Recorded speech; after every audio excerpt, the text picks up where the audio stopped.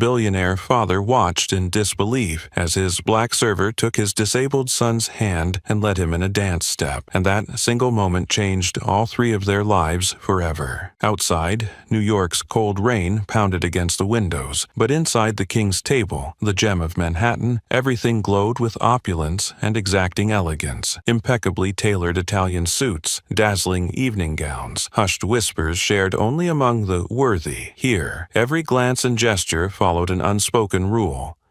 Privilege and power reigned supreme. David Carter sat at table 3, pressed against the floor-to-ceiling glass overlooking a brilliantly lit Central Park. Before him stood crystal glasses of Burgundy wine and artfully plated dishes that looked more like museum exhibits than dinner. Yet none of it tempted him. His chest tightened with tension. Beside him was his 10-year-old son, Ethan Carter. Hair tousled brown, eyes deep with unspoken hope, and bound at the knees by cold metal braces. The accident 2 years ago had stolen Ethan's ability to walk and torn the fragile peace from the Carter family. Since then, Ethan had retreated into himself, and David, used to controlling every outcome, found himself powerless against his son's pain. He had built invisible walls around them both, shielding Ethan from pitying stares and prying questions of high society onlookers. Tonight's dinner was the greatest challenge David had set for himself, and for Ethan. He'd replayed the decision to appear in public together countless times, not out of concern for gossip, but fear of how alien, curious eyes might wound Ethan all over again. Soft piano notes drifted through the room, stilling the hushed conversations. Every gesture felt practiced, every movement refined to an exacting standard. Ethan sat very still, watching each table, each passing server. Behind that silent exterior lay a fierce longing to belong, to feel part of a world that neither fine food nor his father's reassurances could fill. Then Jasmine Brown appeared at their table, the king's table's only black server among a sea of white uniforms. She moved with quiet grace, eyes cast downward, hands deftly clearing plates as though careful not to cross an invisible boundary. And yet, in that subtle kindness, Ethan saw something he couldn't ignore. Among dozens of distant adults, only Jasmine's gaze met his. As the music shifted to a gentle waltz, Ethan summoned his courage and spoke, voice trembling but determined. "Miss Jasmine, would you dance with me?" His question rippled through the room like a single drop in a still pond. Conversations halted mid-sentence. Silverware and glasses hovered in mid-air. A chorus of curious, uneasy, even disdainful looks turned toward table 3. David froze, unsure how to react. The manager and servers stopped in their tracks. Jasmine's eyes widened. She blinked in surprise. For an instant, all barriers of status, skin color, and upbringing collapsed, leaving only a small boy in braces with a heart braver than anyone's in the room. And in that hushed moment, at the king's table, where privilege ruled, fate began to turn. The silence in the room stretched taut for several heartbeats after Ethan's request, like a plucked string vibrating on. Quiet murmurs rippled through the diners, and the familiar faces of Manhattan's elite turned toward table 3, eyebrows arched, lips pressed in disapproval, as though they'd just witnessed an act of insolence. At the very center of that scrutiny, Mr. Stephen Thornton, the restaurant's manager, a tall, lean middle-aged man in a perfectly tailored gray suit and slicked-back hair, strode forward as if some instinct to preserve order had been violently threatened. Thornton's face was cold as steel, his gray eyes constantly scanning for the slightest breach of decorum. For over a decade, he'd enforced the king's table's strictest standards, believing that even the tiniest blemish on excellence could shatter the restaurant's reputation. To him, every guest embodied the entire hierarchy of privilege, and every staff member was a nameless cog, never permitted to stray from their role. He stopped beside table 3, lowering his voice just enough to carry to nearby tables without sounding rude. "Mr. Carter, please control your son. This is not a ballroom, and our staff is not here for entertainment." Thornton's words were a double-edged warning, a reminder to David of his place and a threat to Jasmine, that any step outside of the strict rules could cost her dearly. His voice clanged in David's mind like striking metal. David felt every gaze in the room bore into him, each one a tiny blade piercing the already fragile skin of a worried father. David Carter, accustomed to closing cold million-dollar deals, trembled under the invisible judgment of high society. His face flushed, lips clamped tight to hold back an outburst. In that instant, he felt smaller and more helpless than he had in the 2 years since Ethan's accident, locked away by pitying glances, bound by the ruthless rules he'd helped construct. He fought to sound calm, but his words betrayed him. "Ethan, please sit down. You're disturbing everyone." But Ethan remained still, his slender arm outstretched, his small hand reaching toward Jasmine. His eyes glistened, not merely begging for a dance, but yearning to touch a fragment of normalcy, to be part of this world, even for a fleeting moment. Thornton turned to Jasmine, his gaze a silent admonition. One misstep and her career, and the fragile dignity she'd fought to claim, would vanish. He didn't have to shout. A single steely glance was enough to let every server know that stepping out of line would cost them their livelihoods. Jasmine felt the razor-thin line under her feet.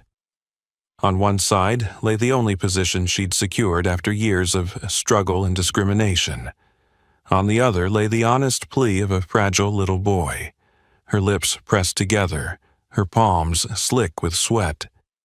In that suspended moment, everything froze. The background hum faded, leaving only the pounding of her heart and the echo of every past rejection she'd endured as an invisible employee.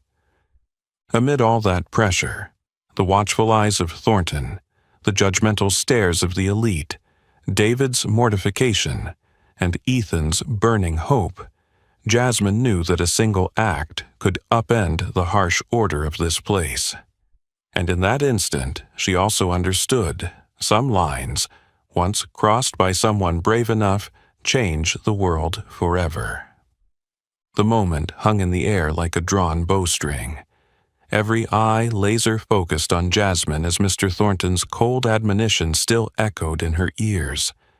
For years she'd skirted this line, but now, ever so quietly, she inhaled a steadying breath, her fear melting into resolve. Jasmine met Ethan's pleading gaze, then, in one deliberate, reverent motion, slipped off her apron and let it fall onto the table with a soft rustle that sounded like a bell breaking the king's table's unspoken code. She lifted her head, composed, and faced Thornton, David, and the sea of judgmental stares. "Sorry," she said softly. "I can't dance with my apron on." Bending low, she gently took Ethan's small hand in hers. Their eyes met, and the gratitude shining in his made every invisible barrier and every warning dissolve.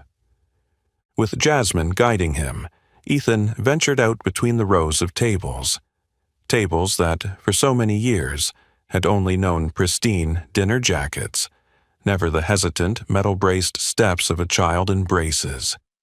Each of Ethan's steps was slow, the braces scraping the floor with a raw, echoing screech.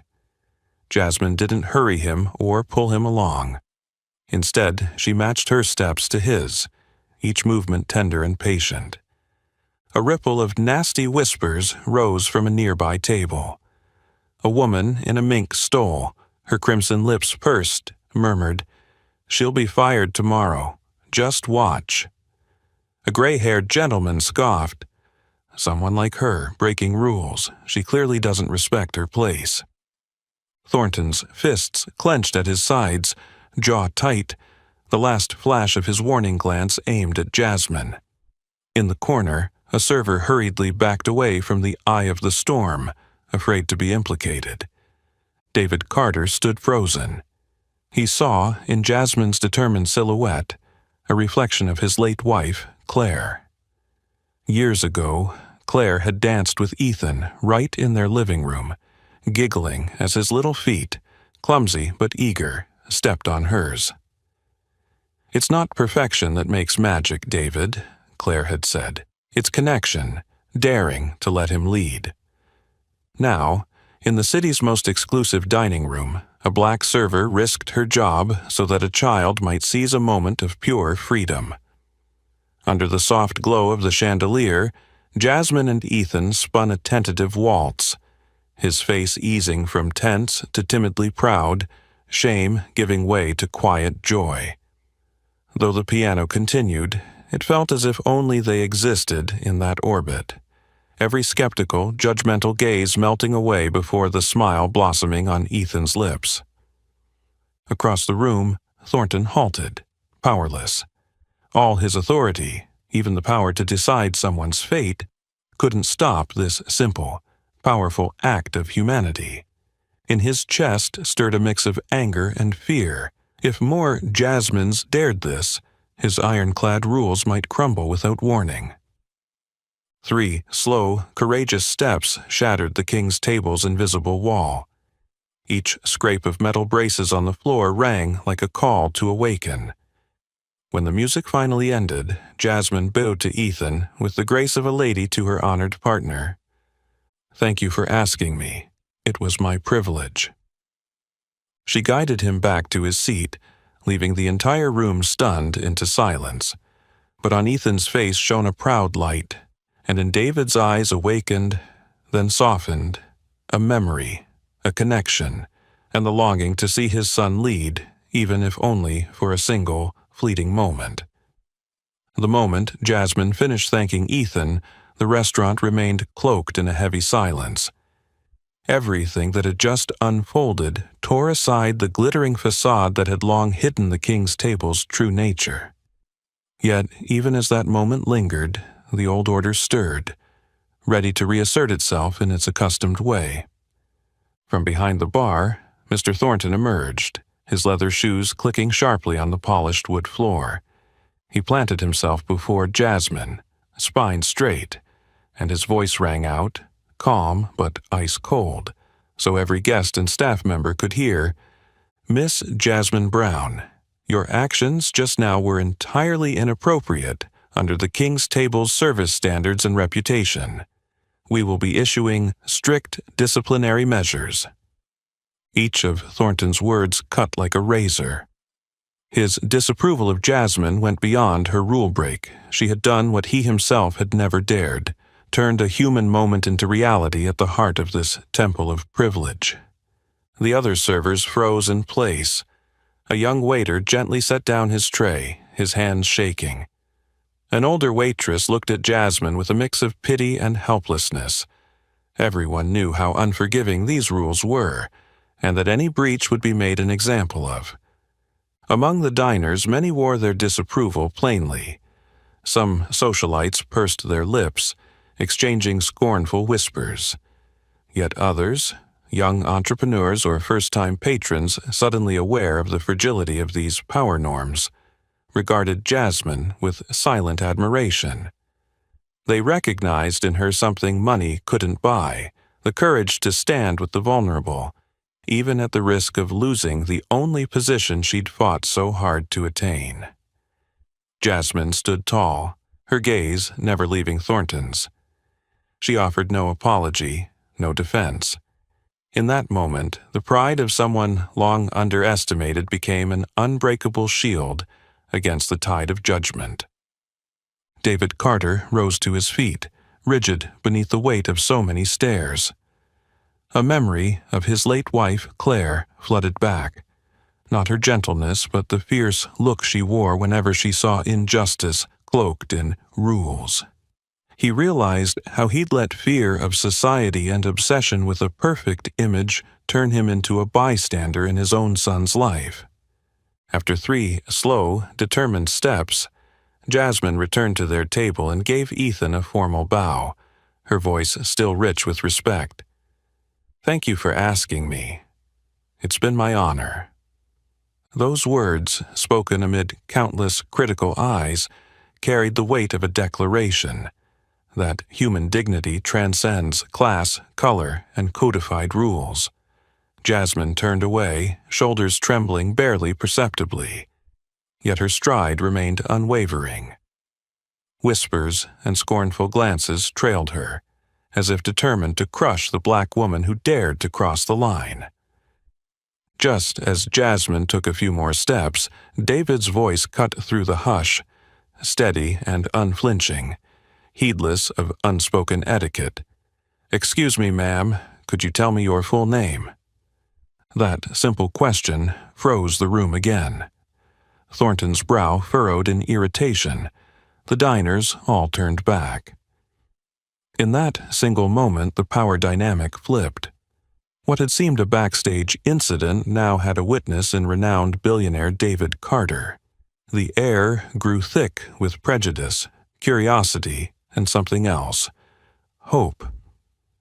Jasmine paused and met David's gaze. After all she'd endured, the pressure, the humiliation, she still held her head high. And in that moment, hearing the name Jasmine Brown spoken in this bastion of privilege became a small yet potent symbol of a night the king's table would never forget. The moment the name Jasmine Brown rang out across the room, every sound seemed to fade, replaced by stunned, tense silence. Thornton's brow furrowed as he realized David Carter's unexpected intervention was slipping beyond his control. The restaurant's powerful patrons buzzed in disbelief. No one had expected the renowned billionaire to take the side of a black server who'd broken the rules. Jasmine stopped and faced David. He reached into his suit jacket and produced a heavy business card, the Carter Investments logo gleaming in gold, a symbol of an entire empire. Without another word, he placed the card in Jasmine's palm, his gaze both serious and slightly uncertain. "I'd like to see you tomorrow at 10, in my office at Carter Tower." His voice was calm, but carried more weight than any of Thornton's stern warnings. The entire room held its breath. Thornton's fists clenched, a mix of hostility and helplessness flashing in his eyes. In his gut, he was part afraid of David Carter's power, part furious that someone he'd dismissed as insignificant had become tonight's focal point. Jasmine accepted the card with a slight tremor in her fingers, but her eyes never wavered from David's, not with pleading, but with the quiet resolve of someone who knew that some chances come once, and that preserving one's dignity can mean taking great risks. "Yes, Mr. Carter, I'll be there on time." Her words rang clear, a silent promise before everyone. No one spoke again. Thornton turned abruptly, face as cold as ice, already envisioning the disciplinary reports he'd have to write and the explanations he'd owe his superiors. His worst fear: losing control of the order he'd fought to maintain. Jasmine slipped quietly out of the dining room, apron folded neatly in her hand. Yet, this time her shoulders stayed square. From a distant corner, an older waitress called softly, "Stay strong, Jasmine. Don't let anyone steal your pride."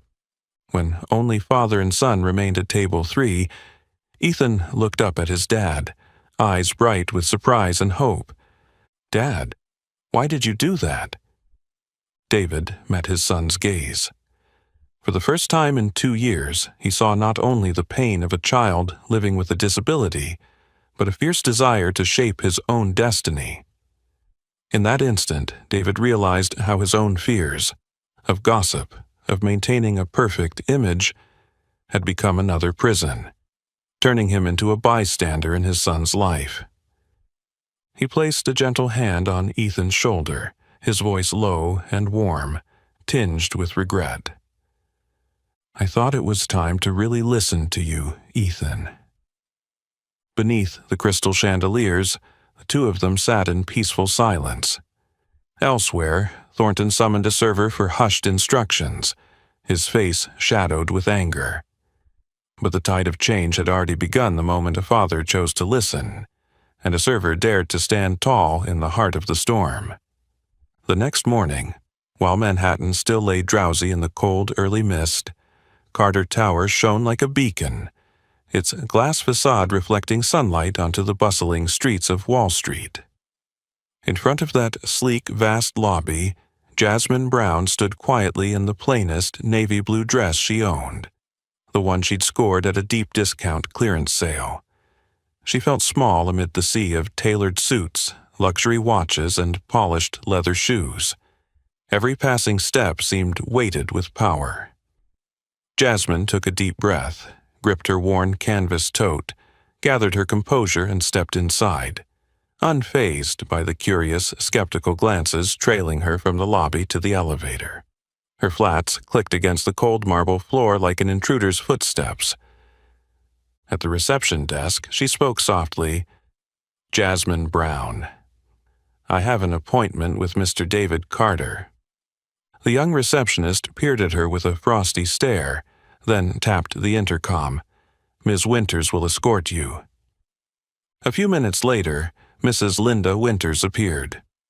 In her early 40s and always clad in a chic gray suit, Linda moved with effortless poise. Her sharply contoured features and cool, half-smile bespoke a woman who rarely tolerated surprises. She stopped before Jasmine, her gaze sweeping head to toe in thinly veiled disdain. "Oh, Jasmine Brown. My boss usually only calls up servers to this floor to let them go. I'm sure you know how that works." Her words were sarcastic, a slap without contact. For Linda, the world ran on a strict power hierarchy. Outsiders didn't belong. To her, Jasmine was merely a minor obstacle on the path to preserving both Linda's own status and David Carter's reputation in the financial world. But Jasmine remained calm. She returned Linda's appraisal with a slight, steady smile. "And where, may I ask, would you say my place is in this tower?" Linda paused, evidently thrown off by such a polite yet pointed reply. After a moment, she turned away without another word and motioned for Jasmine to follow her to the elevator. On the ride up to the 18th floor, the air felt thick. Linda didn't look back, but her tense posture and cautious distance said it all. Sometimes true power lies in remaining composed under pressure, and that unsettled Linda more than any plea she'd ever heard. When the elevator doors opened, the 18th floor corridor unfolded in splendor. Walnut floors, expensive abstract art, and streams of natural light. Office staff, mostly white men in crisp dress shirts, lifted their heads to watch Jasmine pass. In their eyes was both scrutiny and surprise, as though her presence shattered an unspoken order. Linda stopped before a small conference room. Her tone was icy. "Wait here. Mr. Carter will see you as soon as he's free." The door closed behind Jasmine. Alone in that unfamiliar space, she felt the weight of piled-up power dynamics keenly. Yet she stood tall, eyes fixed ahead. Linda Winters' mocking words and contemptuous glances only highlighted the dignity Jasmine had fought to protect. Dignity forged over years spent walking the narrow line between injustice and the yearning for recognition. In the hallway, Linda settled at her desk, her gaze still flicking to the closed door. A nameless discomfort stirred within her. The unsettling realization that, even at the pinnacle of power, you can't always control the new currents of change. The instant Jasmine's thank you to Ethan faded, the restaurant lay under a suffocating hush. Everything that had just happened ripped away the gilded veneer the king's table had worn for so long. But almost immediately, the old order stirred. determined to reassert itself. From behind the bar, Mr. Thornton strode into the center of the room, his polished shoes clicking sharply on the hardwood. He planted himself in front of Jasmine, back rigid, and raised his voice, cold and commanding, so every guest and staffer could hear. "Miss Jasmine Brown, your actions just now are a direct violation of the King's Table service standards and reputation. We will take severe disciplinary action." Each word cut like a blade. In his eyes burned not only anger at Jasmine's rule-breaking, but outrage that she dared to do what he never would, turn an act of compassion into undeniable reality in this temple of privilege. The staff froze in place. A young server gently set down his tray, hands trembling. An older waitress looked at Jasmine with equal parts pity and helplessness. Everyone knew how merciless the rules were here, and anyone who broke them was made an example. Among the diners, disapproval surfaced openly. Some socialites pursed their lips and exchanged scornful whispers. Yet across the room, other eyes watched Jasmine with muted admiration. Young executives and first-time patrons suddenly aware of how fragile these power structures really were. They recognized in her something money could never buy: the courage to stand with the vulnerable, even if it meant risking the only position she'd ever had. Jasmine squared her shoulders and held Thornton's gaze. She offered no apology, no defense. In that moment, the pride of someone long underestimated became her strongest shield against the storm of judgment. David Carter rose, stiff amid all those eyes. A memory of his late wife, Claire, flooded back. Not her kindness this time, but the fierce anger she showed whenever injustice hid behind rules. He realized he'd let fear of society and obsession with a perfect image turn him into a bystander in his own son's story. After 3 slow, resolute steps, Jasmine returned to the table and bowed to Ethan with the grace of a young gentleman, her voice clear and respectful. "Thank you for asking me. It's been an honor." Those words, spoken into a room full of judging eyes, carried the weight of a declaration. Human dignity transcends class, color, and protocol. Jasmine turned and walked away, shoulders trembling but steps unwavering. Whispers and stares trailed her like shadows, as if determined to crush the black woman who had dared to cross the line. Just as she'd crossed a few more paces, David's voice rang out, steady, unhesitating, unconcerned with unspoken etiquette. "Excuse me, ma'am. May I have your full name, please?" That simple question stunned the room once more. Thornton's brow furrowed in irritation. Diners spun back in their chairs. With that single inquiry, the balance of power shifted. This was no longer a mere incident for internal discipline, but the story of Jasmine Brown, a black server who stood for human decency, now witnessed by none other than billionaire David Carter. The air crackled with prejudice, curiosity, and, just beneath it all, a spark of hope. Jasmine paused, meeting David's gaze. Under the weight of pressure and humiliation, she still held her dignity intact. And in that moment, the name Jasmine Brown, uttered in this hall of power, became a small yet mighty symbol of a night the King's Table would never forget. The air in David Carter's office remained thick after Jasmine's refusal. From outside, Linda Winters watched every move, trying to guess how her boss would handle this act of defiance. David, accustomed to having every proposal accepted on the spot, remained motionless in stunned disbelief. In his eyes there was not only surprise, but a flicker of hurt, as though someone had just yanked his power from its pedestal. After declining his offer, Jasmine reached into her pocket and pulled out the simple business card for Freedom Moves, lightweight cardstock that stood in stark contrast to the heavy, gold-embossed cards of Carter Investments. She laid it on the gleaming walnut desk. If you truly want Ethan to go further, to find joy and freedom again, bring him to our community dance class on Tuesdays and Thursdays. First session is free. There, he won't be the billionaire's son. He won't be seen as a patient, and nobody will buy his progress with money or influence. There will only be rhythm, sharing, and trust.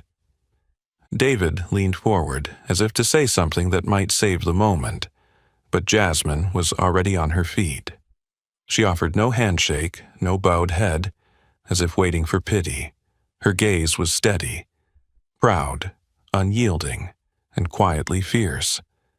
I believe Ethan will know when he's ready, and the choice should be his. Linda Winters watched Jasmine stride out of David's office, her surprise and irritation mingling on her face. No one had ever left David Carter's office standing so tall, and certainly not a black server from humble beginnings.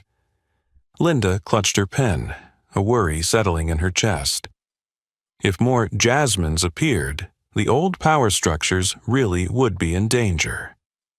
Inside, David sat frozen for a long moment, his hand brushing unconsciously over the Freedom Moves card on his desk.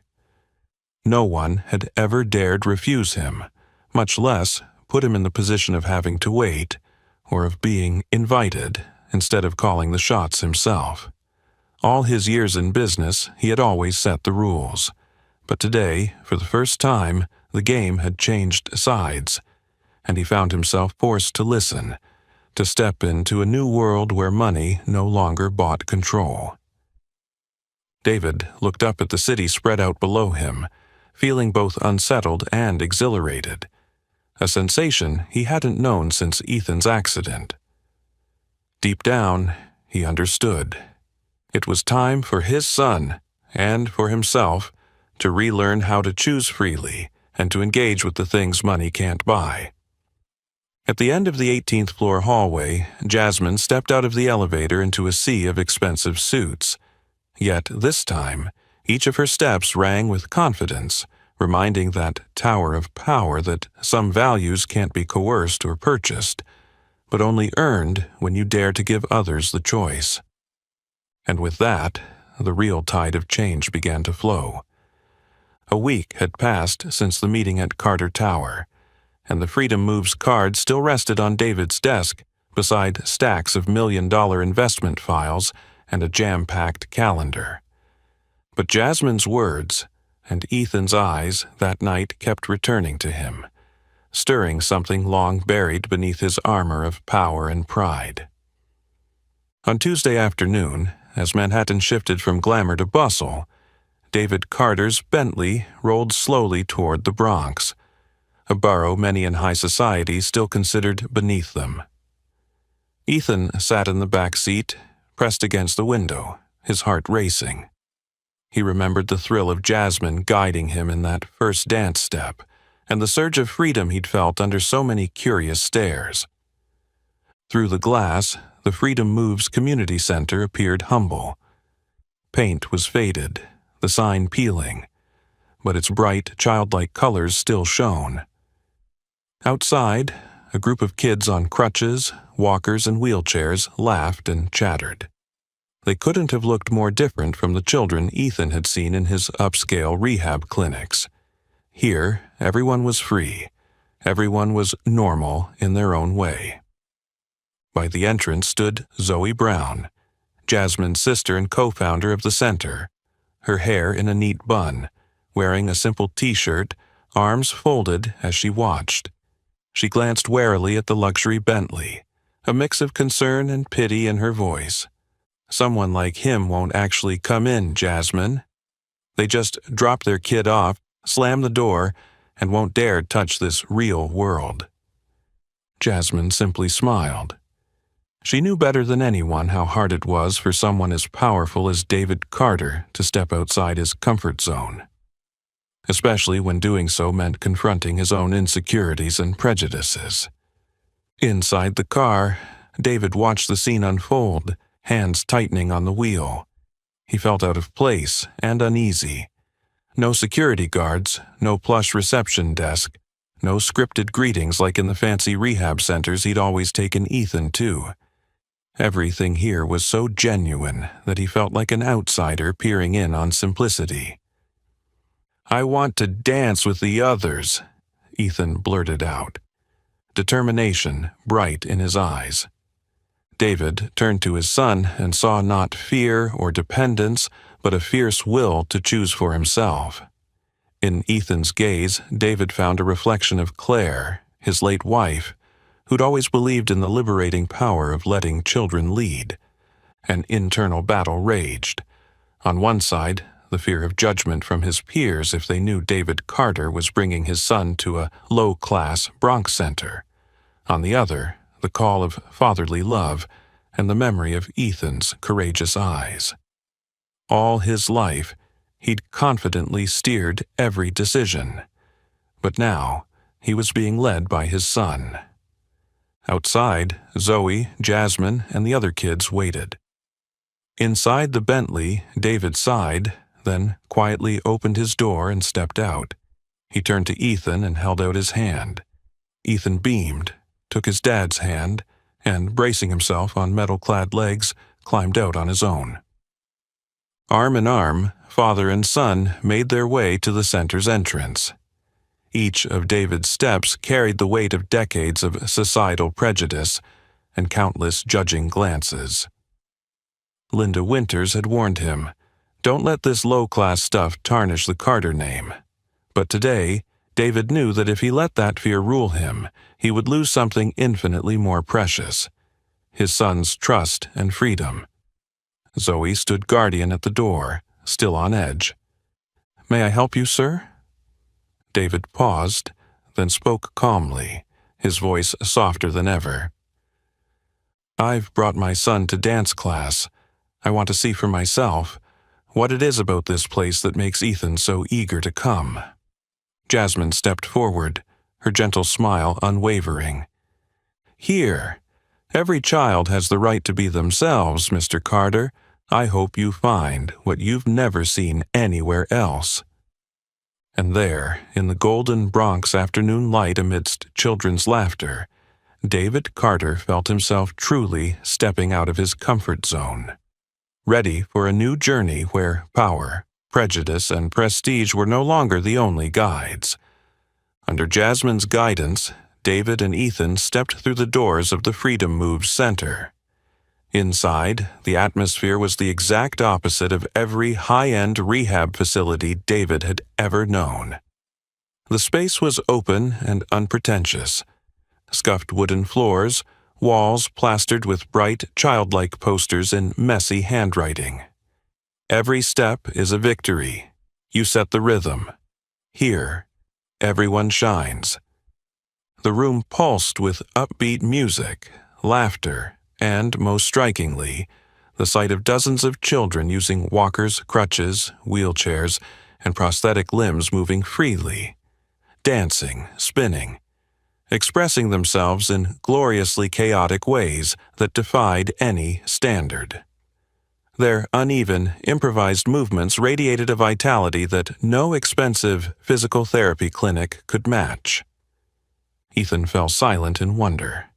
He looked around with wide, shining eyes, as if he'd discovered a new world where every limitation that once isolated him was now celebrated. By contrast, David Carter froze in the center of the room, eyebrows knitted in concern. His old logical mindset rebelled against the disorder. There was no structured schedule, no lab coats, no high-tech equipment. Every detail flew in the face of what he believed was correct. The chaos made him uneasy, igniting an urge to command and reorganize everything. Sensing this, Jasmine smiled and calmly approached him. "Here, every child has their own order, Mr. Carter. We believe in the power of choice. That's what makes each day different, and why Ethan can follow his own path." Zoe leaned close to David and whispered knowingly, "The first day is always tough, just for parents. Kids jump right in as long as the grown-ups step back." David hesitated. But the quiet confidence in these women's eyes silenced any objection. He watched Ethan wheel himself over to a group of new friends, introduce himself, and begin to immerse in this uncharted world. Heeled footsteps clicked behind him, and a dignified older woman with silver hair piled atop her head and a finely carved ebony cane approached. This was Dr. Brenda Mercer, a renowned neurorehabilitation specialist whose name David had read in countless medical journals. She appraised him with sharp eyes, one brow raised. "Mr. Carter, I clearly remember having 3 of our research proposals turned down by the Carter Foundation for lack of social applicability. Today feels different, doesn't it?" David stiffened, forcing calm into his voice. I don't recall the specific cases." Dr. Mercer offered a slight knowing smile, her eyes glinting with both irony and empathy. "From up high, people only see reports and numbers. Today, I invite you to look up, see how these children find their own rhythm and break every barrier." Jasmine stepped forward, voice gentle but firm. "I co-authored those very proposals, Mr. Carter. They were rejected not because they lacked merit, but because we weren't tied to any big conglomerates, weren't famous doctors, weren't insiders. Our ideas never even got a chance." At the door, Linda Winters watched warily, her face tight with unease. She felt a vague alarm. Carter's usual authority seemed to carry no weight here. David felt stunned. He realized he had spent years dismissing people and methods capable of transforming thousands of children's lives simply because he trusted only the formal barriers, the numbers, and the credentials on paper. Seeing Ethan smile among new friends, David wondered for the first time, were all the standards he upheld just limits of his own making? Heart and mind clashed, old doubts fighting a fierce desire for Ethan's true growth. Yet, in the midst of that turmoil, a new feeling took hold, fragile, perhaps, but real. Hope. The warm buzz in the Freedom Moves studio was shattered by the sudden slam of the door and a burst of camera flashes. A squad of reporters and cameramen rushed in, setting up cameras and preparing to film. Their jackets bore the logos of New York's major TV networks, and their notepads lay open, pens poised. Parents and volunteers jumped in surprise. The kids waved excitedly at the cameras. David Carter tensed instantly, his protective instinct flaring. For a moment, memories of media scrutiny and the fear that his son would be turned into some feel-good inspiration story overwhelmed him. He strode toward Jasmine, eyes cold and furious. "You arranged this? You're going to turn my son into a promotional stunt for your center?" Linda Winters, standing just outside, allowed herself a brief, satisfied smile, confident that the press would yank Carter back into the old rules of the game. But her expression quickly shifted when she saw Jasmine remain unshaken. Jasmine met David's glare with calm resolve. "Everything you see today happened naturally, Mr. Carter. The press visit is just part of our plan to share our research with the community. No child is forced to do anything." Ethan stepped forward on his own, and I simply followed his lead. Here, every child has the right to choose, and Ethan is choosing this moment. Just then, a cheer erupted from the little dance floor. The room fell silent as Ethan, standing in the circle of his peers, removed one of his leg braces, a feat even veteran therapists never expected him to attempt so soon. His movements were slow and slightly awkward, but his eyes burned with determination. Supporting himself briefly on a friend's shoulder, Ethan lifted his weakened leg, balanced on one foot, and reached a hand toward Jasmine as if to say, "Trust me." Under the glare of flashbulbs and dozens of astonished faces, he bit his lip, marshaled all his strength, and took that first imperfect but fiercely free step since his accident.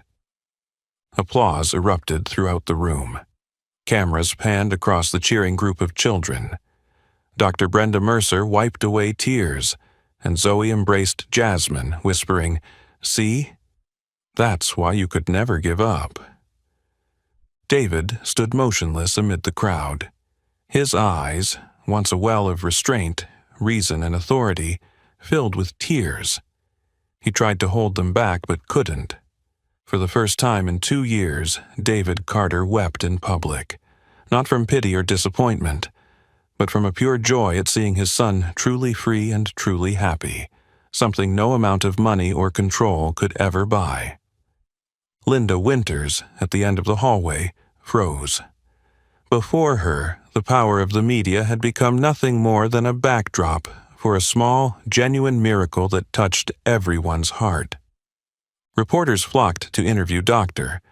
Mercer, then Zoe, and finally Jasmine. In every answer, Jasmine emphasized, "I didn't lead them. I stood by them, trusted them, and waited for them to find their own path." That's what Freedom Moves is all about. Freedom not as a gift, but as the opportunity to define yourself. That day, David Carter was no longer seen as a mighty billionaire, but as a father trembling with pride. And Jasmine, the petite server, became the centerpiece of a silent revolution, turning a single dance step into a powerful emblem of each child's right to freedom, worth, and choice. Surrounded by the community's embrace and the echo of applause, David finally smiled. A quiet, relieved smile he hadn't felt in years. The applause, the camera flashes, and a barrage of reporters' questions crashed over David Carter the moment Ethan steadied himself among his friends. A young, enthusiastic but sharp-eyed reporter lunged forward. "Mr. Carter, what do you think of Freedom Move's approach? Will you let your son keep attending, or was this just a one-time experiment?" Another journalist jumped in, eager to mine the human interest angle. And that Wall Street billionaire exclusivity. "We understand the Carter Foundation declined to fund this program multiple times before. Now, seeing Ethan's progress firsthand, have you changed your mind?" Surrounded by the media, David felt himself teetering between two chasms. One path was the familiar retreat, close ranks, protect his image as the stoic gentleman the press and his career expected. The other was uncharted. Stop, show emotion, and embrace a new direction he wasn't sure he was ready for. Linda Winters watched from the edge of the room, eyes narrowing. She knew that if David wavered, the Carter name and reputation could never be the same. Tabloid headlines would mock his emotional decision overnight. But when David's gaze caught Ethan's radiant face, free of fear for the first time, glowing with pure confidence and joy, all his old certainties about power and control shattered. He drew in a measured breath, stepped forward, and looked directly into the cameras, his voice calm yet unmistakably resolute. I once turned down Freedom Moves. I believed that all progress and success could only be bought with perfect procedures and expensive specialists. Today, I was wrong. Ethan and these children have shown me the power of freedom and agency." He paused and glanced at Jasmine, standing quietly beside him, her eyes sparkling with happiness. Then, more firmly, "On behalf of the Carter Foundation, I pledge full funding for Freedom Moves for the next 5 years, and to help build a larger, more modern rehabilitation center, on one condition. Jasmine Brown and her team will retain full authority over the program's expertise, free from any manipulation or oversight by the Carter Organization or any other entity." The room erupted. Parents, volunteers, and children alike cheered and applauded. Dr. Brenda Mercer dabbed at her eyes, and Zoe wept with joy. Reporters swarmed Jasmine.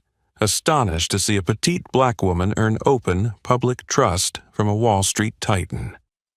Ethan sprinted to his father, threw his arms around him, and sobbed uncontrollably. In that embrace, every barrier and weight of the past 2 years seemed to melt away. In the hallway, Linda Winters stood stunned, a bitter shock in her eyes. All her schemes of power, control, and manipulation had suddenly shriveled beside this new current she could no longer command. Jasmine, voice trembling, approached and took both Ethan's and David's hands. "Thank you. Not just for the funding, but for the faith you've given us, and in your own son." David nodded, smiling genuinely for the first time into those dozens of camera lenses, the smile of a man of power choosing to stand for humanity, even at the cost of his career and image. That late afternoon in the Bronx, a new story was written, of humility's strength, faith's courage, and the magic that happens when power steps back to let love and freedom lead. From the moment David Carter announced that historic decision, the Bronx became a media hotspot. Exactly 3 months after that game-changing day, construction officially began on the new Freedom Moves Rehabilitation Center, on land once known only for tenements and ambulance sirens. Now, a gleaming project sign proclaims in bold letters, "Freedom Moves Rehabilitation Center, where every child leads their own journey." Every aspect of the center's design emerged from dozens of community consultations. Children, parents, teachers, and experts were all invited to share their dreams and ideas. The kids even chose the paint colors, wall murals, and flooring that would be safest for walkers and wheelchairs, and decided exactly where each mirror should hang so everyone could see themselves shine on the stage of their lives. This spirit of democracy transformed the project into a symbol of real social change. No more top-down mandates, no more judging by status or background. At the heart of it all, Jasmine Brown arrived each day with blueprints, notebooks, and that unwavering smile. She led the planning meetings, directed construction crews, and rolled up her sleeves to inspect every detail, from the wheelchair access ramps to the studio lighting gentle enough for those sensitive to glare. Jasmine's blend of firm leadership and genuine empathy earned the respect of builders, parents, and sponsors alike. Ethan Carter, the boy who'd spent 2 years hiding in the shadows, became Freedom Move's official junior ambassador.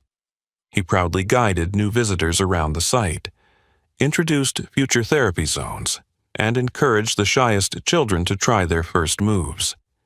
His scars and braces peeked out beneath his workout pants, serving as a powerful symbol of overcoming shame, and inspiring both parents and kids.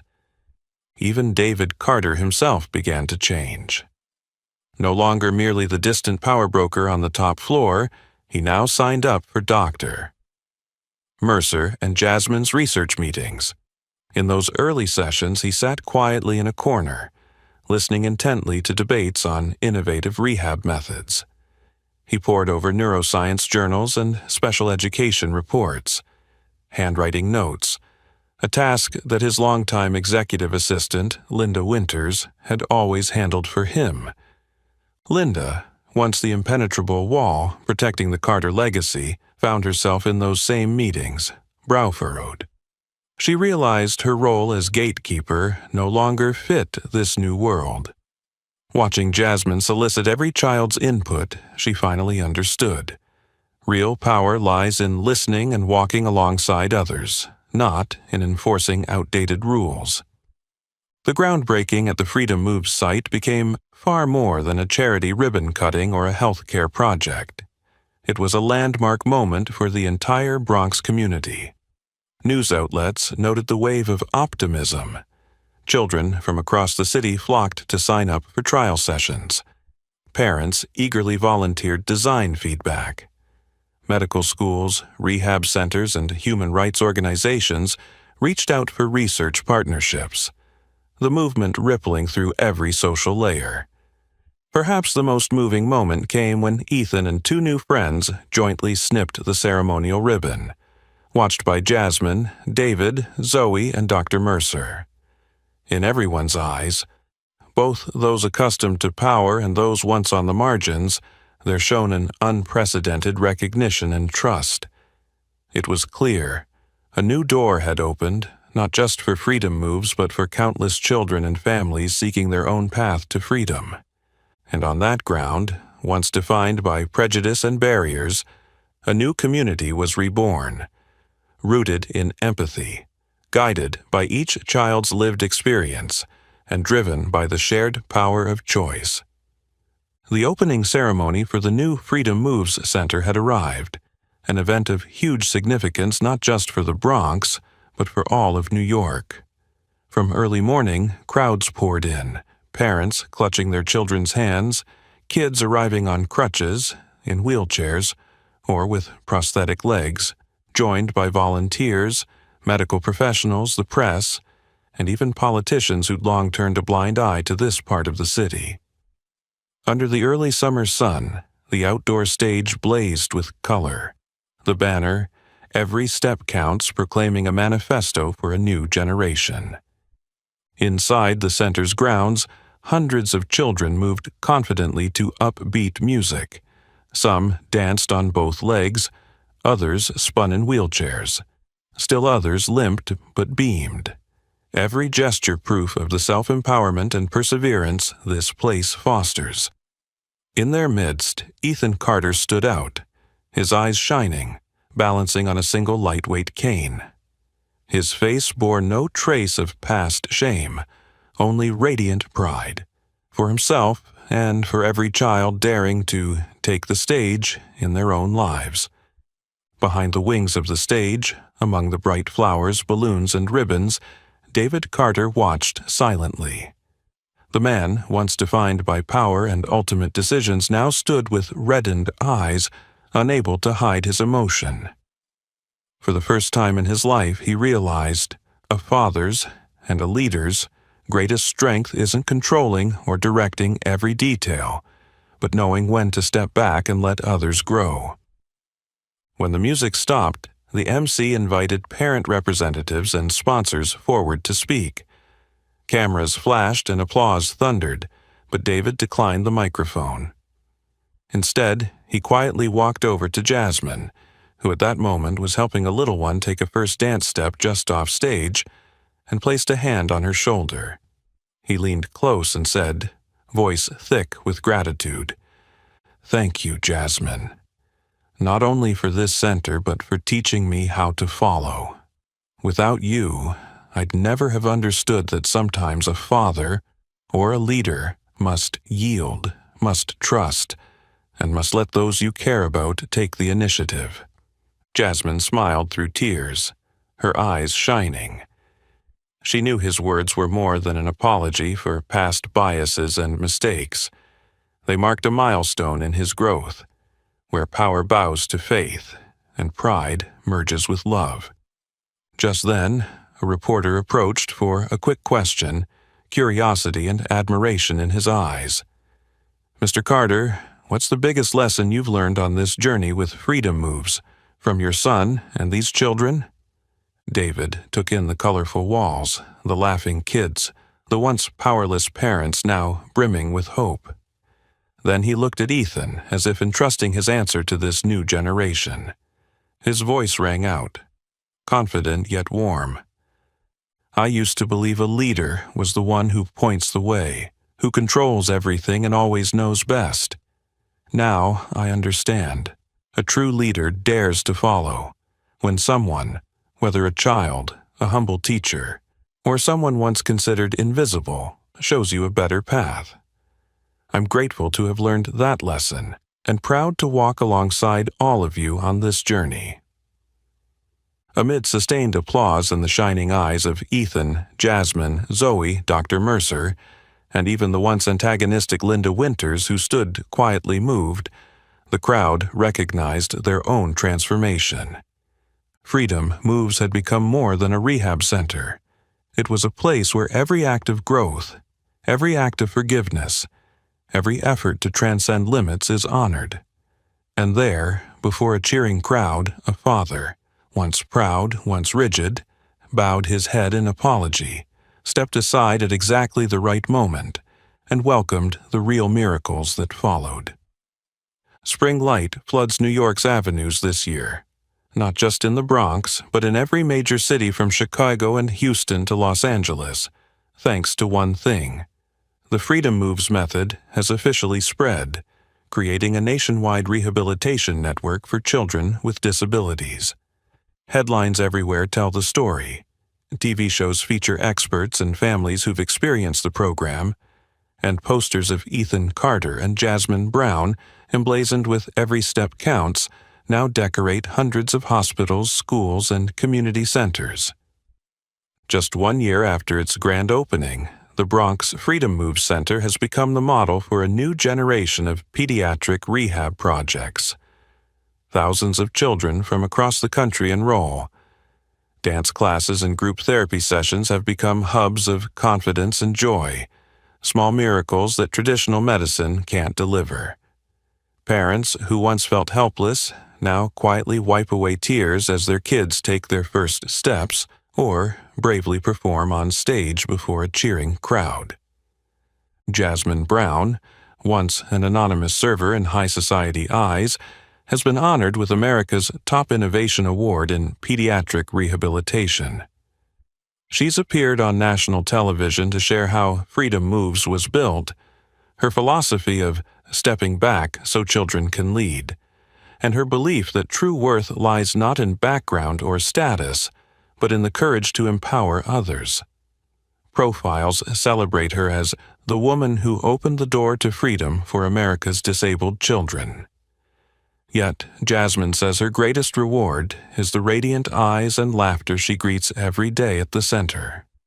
Ethan Carter, the boy once defined by metal braces and pitying glances, has become an inspirational role model for thousands of children with disabilities nationwide.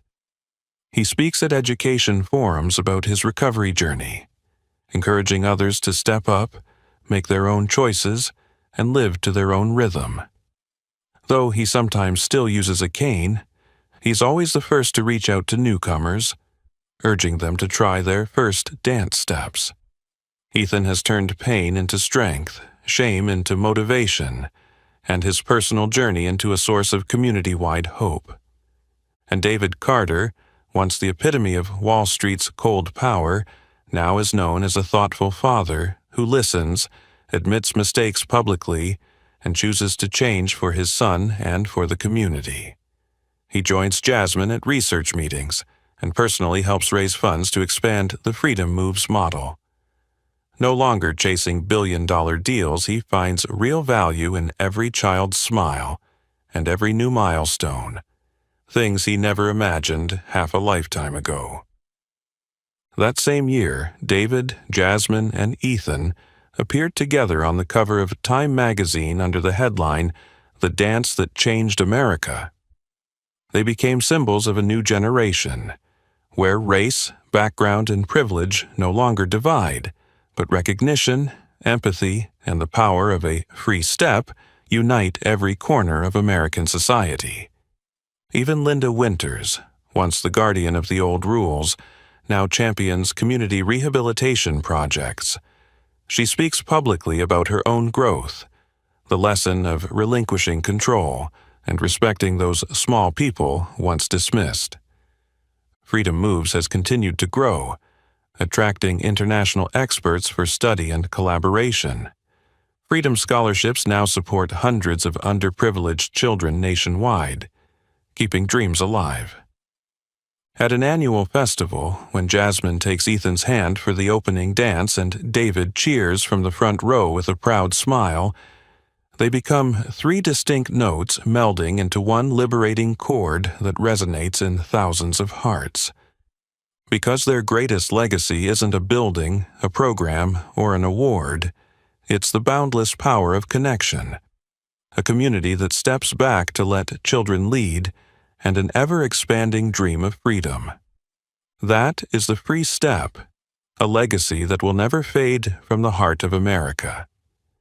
If you found this story meaningful, please hit like, share it with your friends, and subscribe for more inspiring tales of resilience, justice, and the human spirit. Thank you for being with us, and remember, even the smallest free step can change the world.